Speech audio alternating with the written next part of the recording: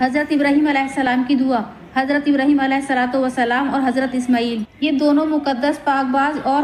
مقبول بارگاہ رب العزت جس وقت کعبۃ اللہ کی تعمیر فرما رہے تھے تو اللہ سے یہ دعا مانگی کہ اے پروردگار عالم، تو ہم کو اپنا حکم بردار بنا اور ہماری اولاد میں بھی ایک جماعت میں فرما بردار پیدا فرما، اور اس جماعت میں انہی میں کا ایک رسول پیدا فرما دے جو ان کو کتاب و حکمت کی تعلیم اور ان کے اخلاق کو سدھاریں گے اور کفر و شرکی گندگیوں سے ان کو پاک کریں گے۔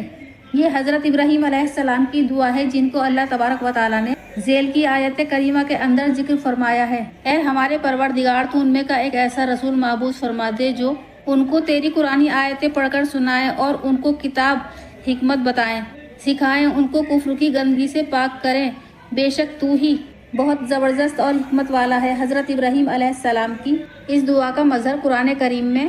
3 مقامات کو بنایا ہے۔ مقام نمبر 1 سورہ بقرہ آیت نمبر 157، اللہ تعالیٰ نے ارشاد فرمایا، جیسا کہ ہم نے تمہارے درمیان تمہیں میں ایک ایسا رسول بھیجا ہے جو تمہارے سامنے ہماری آیتیں پڑھ کر سناتا ہے اور تمہیں کفر و شرک سے اور گندے عقائد سے پاک کرتا ہے اور تمہیں کتاب و حکمت اور اسرار کی باتیں سکھاتا ہے اور ایسی باتیں سکھاتا ہے جن کو تم نہیں جانتے۔ اللہ تبارک و تعالیٰ نے اس آیت کریمہ کے ذریعے سے اس احسان کی یاد دہانی فرمائی ہے جو اللہ تبارک و تعالیٰ نے مسلمانوں کو عطا فرمایا ہے کہ تم شد و حکمت سے محروم تھے،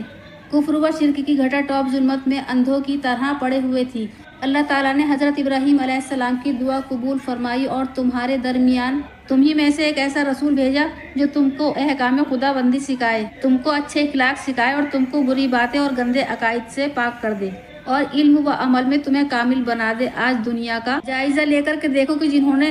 تھوڑا بہت دین کا علم سیکھ رکھا ہے، ان کے عقائد، ان کے نظریے، ان کے خیالات کیسے ہیں، اور جو لوگ دین کے علماء کے جان کر نہیں ہیں، چاہے وہ کتنی بڑی بڑی ڈگریاں حاصل کر لی ہوں، آزمائش کے وقت میں ان کی حالت ایسی ہو جاتی ہے کہ انہوں نے کسی قسم کی تعلیم حاصل نہیں کی ہے۔ اگر اپنے گھر میں کسی کا انتقال ہو جائے تو ایسی جزا فضا کرنے لگتے ہیں کہ بعض دفعہ ایمان جانے کا خطرہ ہو جاتا ہے کہ اعوذ باللہ، کہتے ہیں کہ اے اللہ میاں تو نے یہ کیا کیا، ایسا کیسے ہو گیا، مگر قرآن و حدیث کی تعلیم حاصل کرتے تو ایسی بات نہیں کرتے۔ اس کو اللہ تعالیٰ نے ارشاد فرمایا ہے سورہ ال عمران آیت نمبر 164 میں اللہ تعالیٰ نے ارشاد فرمایا ہے، بے شک اللہ تبارک و تعالیٰ نے مسلمانوں پر بڑا احسان کیا جبکہ ان میں انہی کے جیسا ایک عظیم الشان پیغمبر بھیجا کہ وہ ان لوگوں کو اللہ تعالیٰ کی آیتیں پڑھ کر سناتے ہیں، ظاہری و باطنی گندگی سے ان کی صفائی کرتے ہیں اور ان کو کتاب الہی سمجھ کی باتیں بتاتے رہتے ہیں، اور بالیقین یہ لوگ آپ صلی اللہ علیہ وسلم کی بعثت سے قلب ساری گمراہی یعنی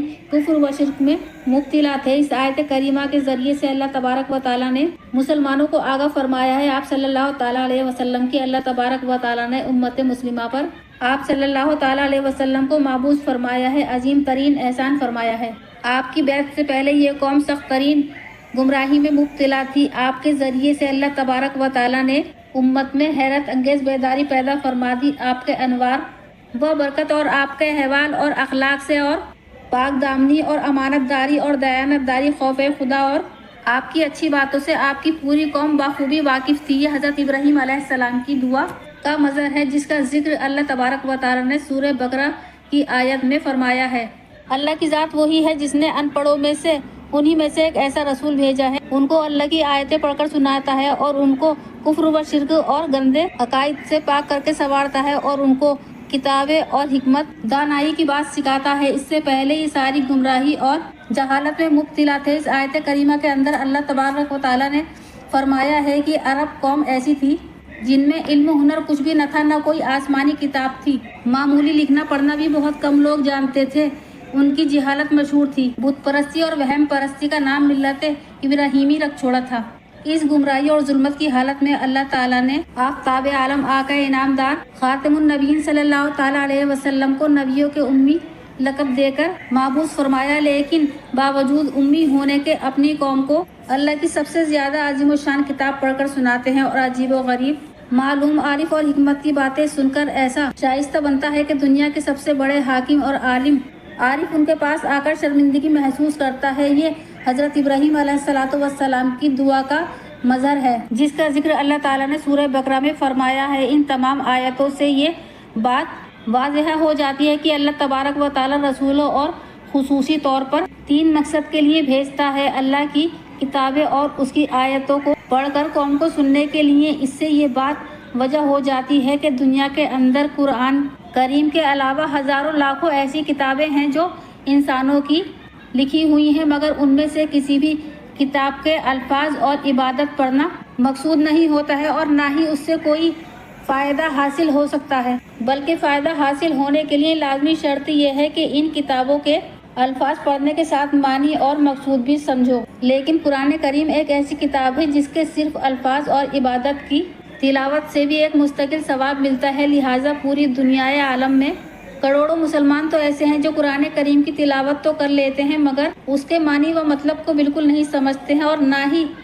تلاوت میں معنی و مطلب اس کے مد نظر ہوتے ہیں، لیکن اس کے باوجود ان کو تلاوت کرنے کا مستقل طور پر ایک عظیم الشان بدلہ ملے گا۔ یہ خاصیت کسی بھی کتاب کو حاصل نہیں ہے۔ رسولوں کو بھیجنے کا مقصد یہ ہے کہ اللہ کی کتاب پڑھ کر سنانے کے ساتھ ساتھ ان کے معنی اور چھپی ہوئی باتیں بھید اور مقصد سے بھی روشن فرمائیں تاکہ اللہ کے حکم کو سمجھ کر اس کے مطابق اپنی زندگی سنوار سکیں۔ تو قرآن کریم پڑھنے میں 3 قسم کے الگ الگ ثواب ملتے ہیں۔ صرف قرآن کریم کے الفاظ کی تلاوت کا ثواب، قرآن کریم کے مطلب اور چھپی ہوئی باتیں بھید سمجھنے اور سیکھنے کا ثواب، قرآن کریم کے حکم کے مطابق عمل کرنے کا ثواب۔ 3 قسموں کا ثواب دیا جاتا ہے۔ 3 قسم کا ثواب دیا جاتا ہے اور بغیر سمجھ کر صرف تلاوت کرنے والوں کو صرف تلاوت کرنے کا ثواب دیا جاتا ہے۔ رسولوں کو بھیجنے کا تیسرا مقصد یہ ہے امت کو ظاہری و باطنی گندگیوں سے پاک کریں، جس کو اللہ تعالیٰ نے ارشاد فرمایا ہے، اور ظاہری نجاست سے تو عام لوگ واقف ہیں اور باطنی